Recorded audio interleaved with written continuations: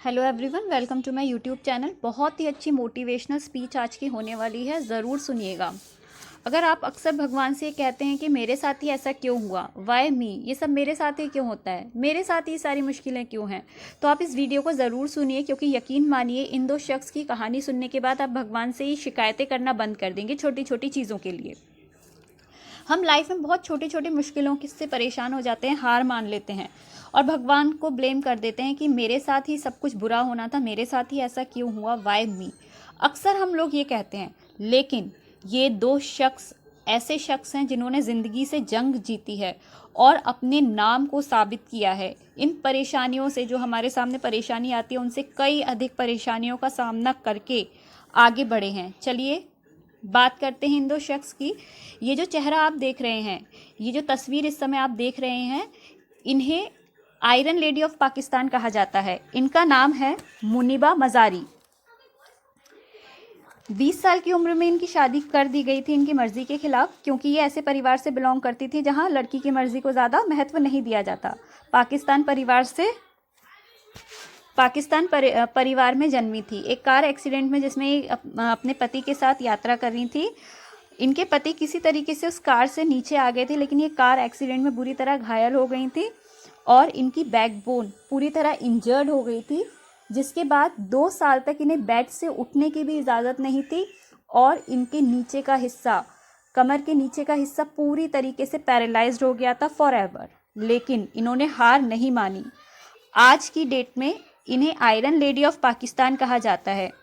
ये आर्टिस्ट हैं, एंकर हैं, ये पेंटिंग बनाती हैं और पेंटिंग के साथ साथ ये मॉडल भी हैं, मोटिवेशनल स्पीकर हैं, लाखों लोगों की उम्मीद बनी हुई है। इसलिए इन्हें आयरन लेडी ऑफ पाकिस्तान का खिताब दिया गया। सोचिए, इनकी परेशानी के आगे हमारी परेशानी कितनी छोटी होती है। इन्होंने कितना कष्ट लाइफ में सहा होगा, लेकिन फिर भी उससे ऊपर उठी हैं और अपना नाम खुद बनाया है। दूसरी ये जो तस्वीर अभी आप देख रहे हैं, ये हैं ऑस्ट्रेलिया के निक ज्यूविक। निक ज्यूविक जब पैदा हुए तो इनके दोनों हाथ और दोनों पैर नहीं थे। ये ऐसी बीमारी से ग्रसित थे जिसकी वजह से इनके दोनों हाथ और दोनों पैर नहीं थे। 10 साल की उम्र में जब ये छोटे थे, इन्होंने एक बार अपनी विकलांगता के कारण सुसाइड करने की भी कोशिश की थी। लेकिन आज ये वो हस्ती हैं कि लाखों लोगों का इंस्पिरेशन बने हुए हैं, मोटिवेशनल स्पीकर हैं। आपको जानकर हैरानी होगी, आश्चर्य होगा कि बिना हाथों के और पैरों के ये बॉल खेलते हैं, गोल्फ खेलते हैं और स्विमिंग तक कर सकते हैं। इन्होंने अपनी कमज़ोरी को सहानुभूति के लिए उपयोग न करके अपनी ताकत को और बढ़ाया, अपनी कमज़ोरी के पीछे नहीं छुपे और अपनी काबिलियत का लोहा पूरे जहान से मनवाया।